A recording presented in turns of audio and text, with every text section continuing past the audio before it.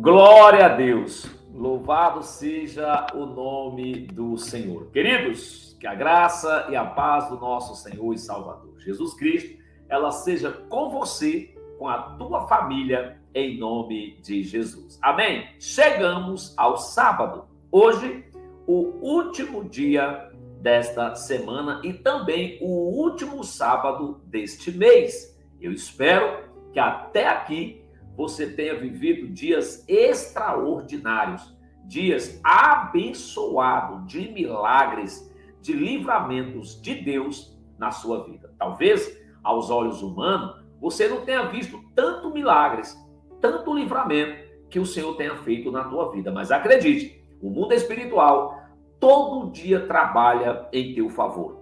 A palavra de Deus diz que as misericórdias do Senhor, elas renovam-se todas as manhãs sobre nós. Essa é a razão de nós não sermos consumidos e de ainda estarmos de pé. Aleluia! Então, queridos, seja grato a Deus, seja grato ao Pai por tudo que Ele faz na tua vida. E ouça, Ele já fez e já te deu, já nos entregou a maior bênção de todas, que é o próprio Jesus para nos resgatar.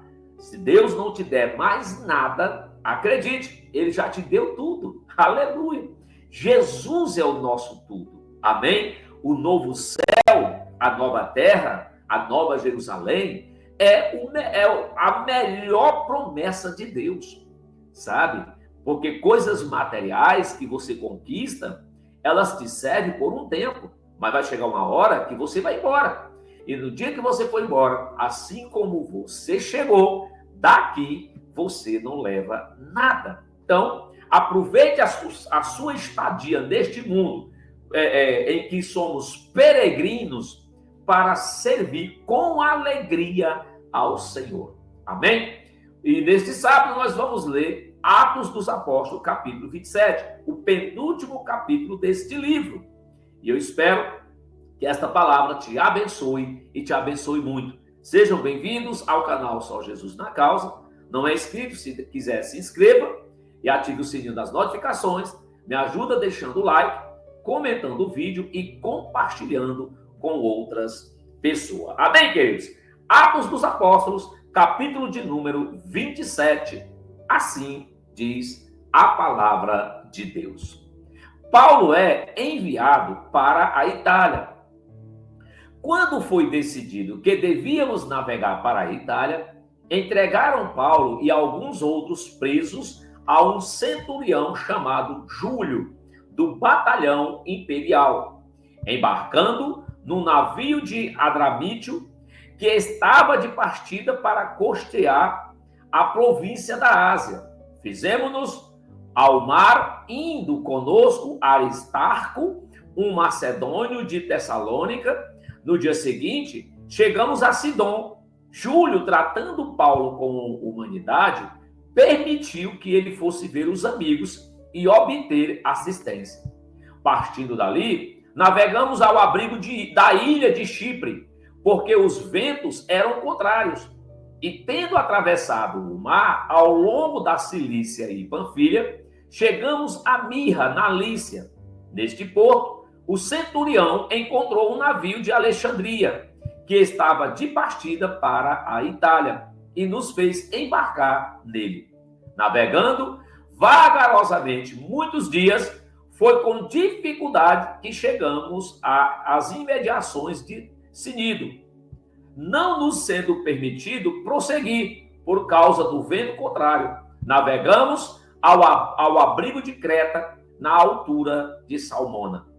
Costeando a ilha com dificuldade, chegamos a um lugar chamado Bons Portos, perto do qual estava a cidade de Lazéia. Os perigos na viagem de Paulo. Depois de muito tempo, tendo se tornado a navegação perigosa e já passado o tempo do dia do jejum, Paulo os aconselhou dizendo: Senhores, vejo que a viagem vai ser trabalhosa, com dano e muito prejuízo, não só da carga e do navio, mas também da nossa vida. Porém, o centurião dava mais crédito ao piloto e ao mestre do navio do que o que Paulo dizia. Não sendo o porto próprio para invernar, a maioria deles era de opinião que deviam partir dali, para ver se podiam chegar a Fenícia e aí passar o inverno. Visto ser um porto de Creta, que olha para o noroeste e para o sudoeste, soprando brandamente o vento sul e passando eles ter alcançado o que desejavam. Levantaram âncora e foram costeando mais de perto a ilha de Creta. Entretanto, não muito depois, desencadeou-se do lado da ilha um tufão de vento chamado Euraquilão. O navio foi arrastado com violência e, sem poder resistir ao vento, cessamos as manobras e nos fomos deixando levar. Passando ao abrigo de uma ilhota chamada Cauda, com dificuldade conseguimos recolher o bote. Tendo içado o bote, os marinheiros usaram de todos os meios para reforçar o navio com cabos de segurança. E temendo que fossem encalhar nos bancos de areia de Sirte, desceram as velas e foram à deriva. Açoitados severamente pela tormenta, no dia seguinte começaram a jogar a carga no mar. E no terceiro dia, nós mesmos, com as próprias mãos, lançamos ao mar a armação do navio. E não aparecendo havia já alguns dias, nem sol nem estrelas, caindo sobre nós grande tempestade, dissipou-se, afinal, toda a esperança de salvamento. Havendo todos estado muito tempo sem comer, Paulo, pondo-se de pé no meio deles, disse: Senhores, na verdade, era preciso terem me atendido e não partir de Creta, para evitar este dano e perda. Mas agora, aconselho que tenham coragem, porque nenhuma vida se perderá, mas somente o navio. Porque esta mesma noite, um anjo de Deus, a quem pertenço e a quem sirvo, esteve comigo, dizendo: Paulo, não tenha medo.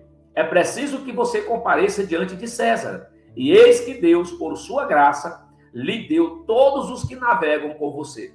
Portanto, senhores, tenham coragem, pois eu confio em Deus que tudo vai acontecer conforme me foi dito. Porém, é necessário que sejamos arrastados para alguma ilha. O naufrágio. Quando chegou a 14ª noite, sendo nós batidos de um lado para o outro no mar Adriático, por volta da meia-noite, os marinheiros pressentiram que se aproximavam de alguma terra e, lançando a sonda, viram que a profundidade era de 36 metros.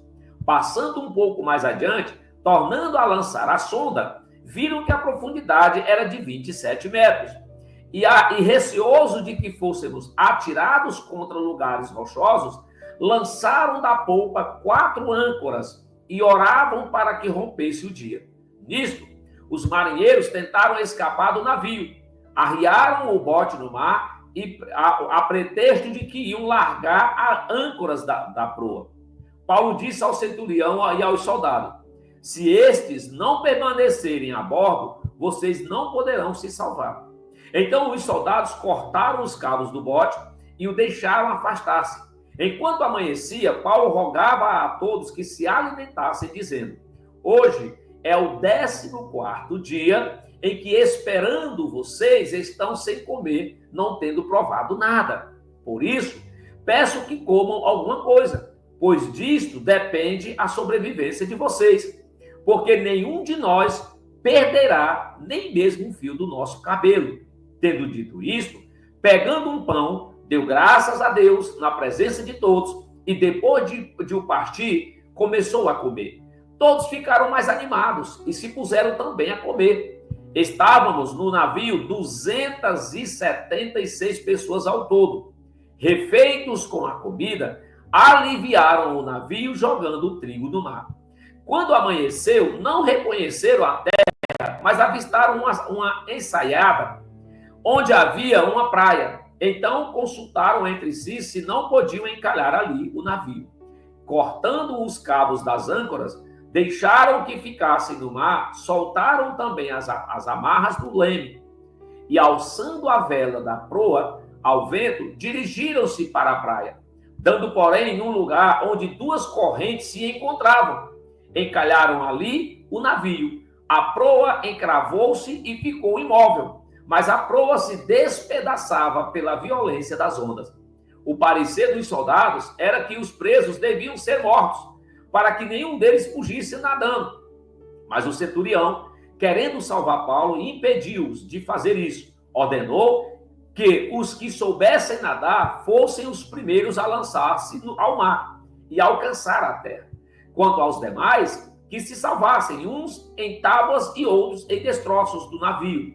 E foi assim que todos se salvaram em terra seca. Glória a Deus. Queridos, Deus cumpre com a sua promessa. Sabe, aqui, mesmo em meio a este caos, Deus promete a Paulo que nenhuma daquelas vidas de mais de 200 homens se perderia.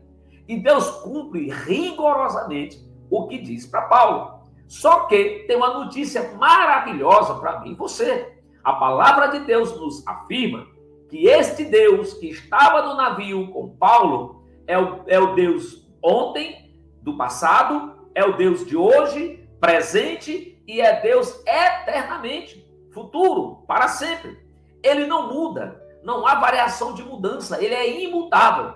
Então, essa promessa, queridos, quando olhamos para a palavra de Deus, nos encoraja. Por quê? Porque sabemos que o Deus da Bíblia, ele será o mesmo eternamente. O seu poder é inesgotável. Então, ouça, as promessas do Senhor sobre mim e sobre você vai se cumprir, sabe? E a maior de todas elas, 1 João capítulo 2, verso 25, e esta é a promessa que o Senhor nos faz. Qual? A eternidade, a vida eterna com Ele, no novo céu, na nova terra, na nova Jerusalém, e os vencedores herdarão estas coisas. E sendo fiel até o fim, como diz Apocalipse 2:10, nós seremos coroados com a eternidade do lado do Pai. Então não importa as tribulações que a vida, que o mundo esteja te oferecendo, que você esteja enfrentando nesta caminhada de fé. Não importa, persevere no Senhor, porque a promessa do Senhor está de pé para aqueles que permanecerem até o fim. Amém? Vamos orar. Pai, em nome de Jesus. Obrigado, Senhor, porque o Senhor não muda. Obrigado porque o Senhor é o mesmo no passado, no presente e no futuro. O Senhor é imutável e o teu poder é inabalável. Aleluia. Servimos, Pai, a um exército invencível. Fazemos parte de um povo invencível. Aleluia, porque pertencemos ao Senhor. Fomos comprados pelo alto preço, o sacrifício de Jesus. Então, Pai, agora eu te peço que pelo Espírito Santo, o Senhor nos ajude a nos manter de pé até o fim. E assim, seremos coroados com a vida eterna para habitarmos com o Senhor em nome de Jesus. Amém, queridos? Glória a Deus. Ainda que você perca tudo, mas não perca a sua salvação. Que o Senhor te abençoe, que o Senhor te guarde, que o Senhor ilumine o teu sábado e que nele, em tudo, ele te prospere no nome de Jesus. Graça e paz.